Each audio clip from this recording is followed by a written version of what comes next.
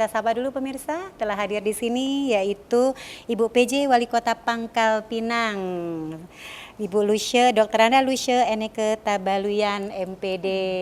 Masya Allah. Sehat Ibu? Alhamdulillah. Hari ini pastinya rangkaian kegiatan sudah padat ya Bu ya. Sudah banyak sekali pemirsa rangkaian kegiatan yang dilakukan Bu PJ Wali Kota kita saat ini, seorang perempuan yang inovatif. Nah, Bu Lucia izin berbincang kita mengenai stunting seperti apa di Kota Pangkal Pinang, tapi terlebih dahulu sebelum itu boleh dong masyarakat Pangkal Pinang berkenalan dengan Bu Lucia lebih dekat lagi ya. Walaupun kurun waktu Ibu sendiri sudah 8 bulan ya Bu ya berada di Kota Pangkal Pinang. Tak kenal maka tak sayang. Biar semakin kenal semakin dekat ya Bu Lucia ya. Baik pemirsa, kesan pertama Ibu ketika datang ke Kota Pangkal Pinang ini apa yang Ibu pertama kali menginjak Bandara Depati Amir? Yang Ibu tangkap dengan Kota Pangkal Pinang ini apa sih Bu sebenarnya? Oke, ya, terima kasih. Wah, saya ditanya oleh yang cantik kan. Jadi gini, saya ditugaskan oleh Menteri Dalam Negeri, tepatnya tanggal 15 November ya. Tanggal 15 kemarin saya berusia 8 bulan di Pangkal Pinang. Dan pada saat saya menginjakan kaki di sini, saya bertekad untuk melanjutkan pemerintahan yang karena kekosongan sambil menunggu pilkada kita jadi PJ. Nah, bagaimana kekosongan ini selaku penjabat saya harus mengisi itu, meneruskan yang sudah dilakukan untuk nanti sampai estafet di pejabat berikutnya. Gitu. Baik, Bu Lucia.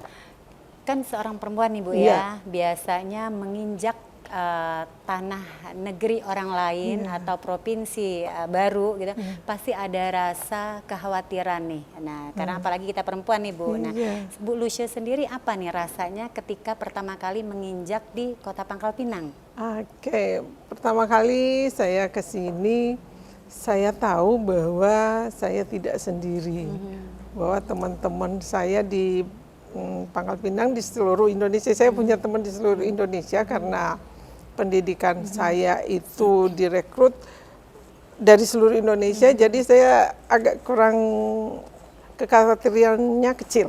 Betul. Bahwa saya berpikir saya punya banyak teman di sini. Nantinya teman-teman Pangkal Pinang aparaturnya akan menjadi teman saya untuk bekerja. Jadi saya nggak terlalu khawatir. Yang saya khawatir cuma satu, saya meninggalkan suami yang di sana karena nggak mungkin ikut ke Pangkal Pinang karena ada tugas lain. Nah itu aja yang kalau yang lain bekal pendidikan dan pekerjaan tentunya memodali saya untuk bertugas di sini. Baik Bu Lucia, seperti tema kita hari ini bagaimana penanganan stunting yang ada di Kota Pangkal Pinang. Nah, berarti ini adalah salah satu PR juga ya Ibu ya, selaku PJ Wali Kota, kemudian sudah mendapatkan PR yang harus dijalankan amanah ini ya, bagaimana kita agar masyarakat Kota Pangkal Pinang terbebaskan dari stunting gitu. Baik Ibu, menurut Ibu saat ini kondisi Pangkal Pinang mengenai stunting ini seperti apa Bu? Apakah penurunan yang signifikan atau apakah ada inovasi-inovasi yang akan dilakukan ke depannya untuk masalah penanganan stunting ini? Oke, jadi salah satu tugas yang dibebankan kementerian ke saya untuk jadi PJ di sini adalah bagaimana kita menurunkan angka stunting di Kota Pangkal Pinang. Di tahun 2021 angka stunting di Kota Pangkal Pinang itu ada di 16,7. Sementara ditargetkan itu oleh pemerintah di 2024 harus di bawah 14%. Di 2022 posisi Pangkal Pinang sudah bagus, ada di bawah 14%, yaitu 12,9%. Nah, bagaimana ini kita turunkan gitu. Jadi pada 2024 kita hitung di Kota Pangkal Pinang dari 16.000 lebih populasi, ternyata di Pangkal Pinang hanya sekitar 200 5 orang yang stunting atau 1,24%. Itu sangat kecil, tetapi bukan berarti ya sudah karena kecil kita tidak treatment. Namanya manusia, mereka punya harus kita treatment untuk masa depan mereka gitu.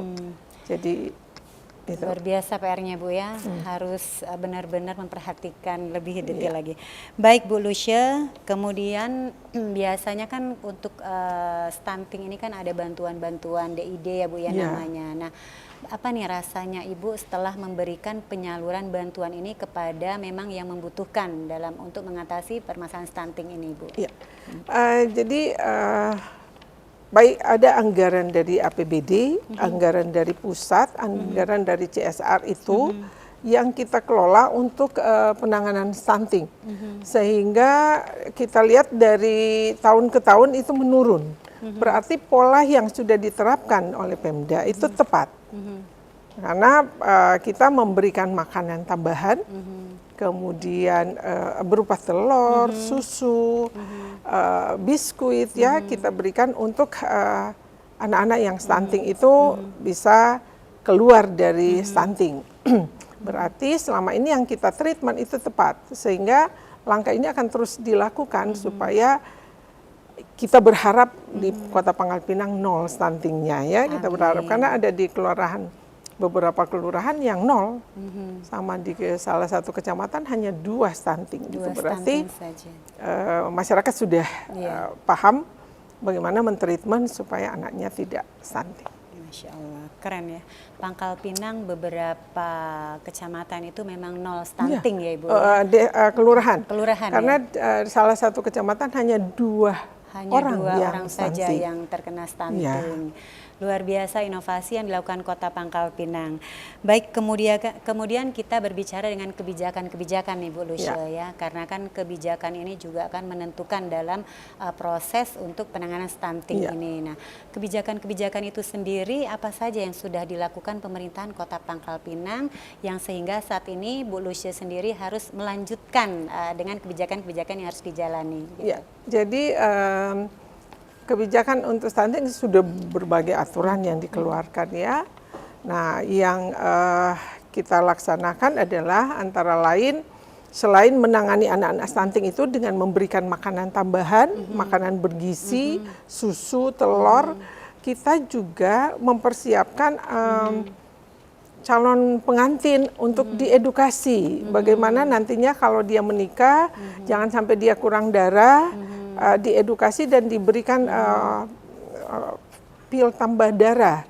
Kemudian bagi yang sudah menikah, yang hamil, di treatment juga. Baik itu di posyandu, ya, di puskesmas.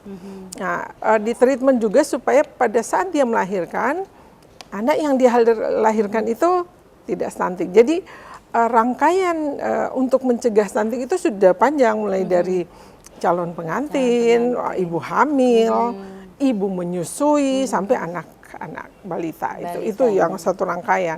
Karena kalau kita cuma hanya mentreatment yang stunting pada saat ada yang lahir, kena lagi. Itu jadi kita sudah urut dari belakang supaya akhirnya Kota Pangkal Pinang bisa zero stunting.